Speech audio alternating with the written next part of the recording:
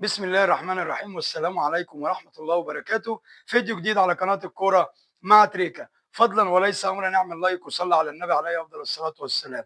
محمد شريف المخيف خلص كل حاجة.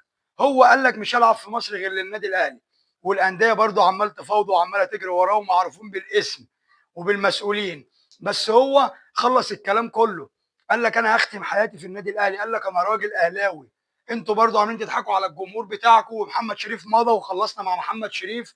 هو ده الكلام اللي احنا كنا بنقوله، هو ده اللي لازم تبقى انت واثق فيه، ان انت عارف اللعيب اللي طالع من عندك، عارف ان هو حابب الكيان، هو حابب النادي الاهلي، هو عايز يختم حياته في النادي الاهلي، مش عايز يروح حته تانيه.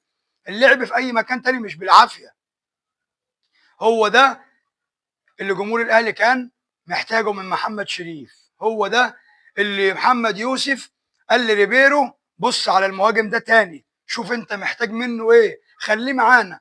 وترجع تاني بقى للعيبه اللي كانت معاره. احمد عبد القادر باقي مع النادي الاهلي، احمد عبد القادر ريبيرو مقتنع بيه جدا جدا جدا. هي دي الكوره، في يوم تتغير، في يوم المعايير بتاعها تيجي من واحد من تحت لفوق ومن ورا لقدام. هي دي الكوره وهي دي المعجزات، وهو ده اللي فعلا النادي الاهلي محتاجه الفتره اللي جايه. محتاج كل ابنائه، محتاج كل واحد لعب في النادي الاهلي ولعب بره وعايز يرجع تاني، تبقى انت واثق فيه، تبقى انت عارف ان هو عايز يبقى باقي، عايز يبقى موجود.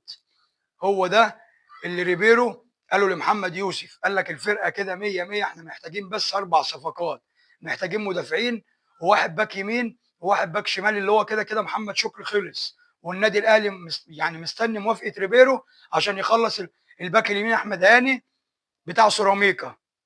هو ده اللي ريبيرو بيخطط قبل الموسم الجديد.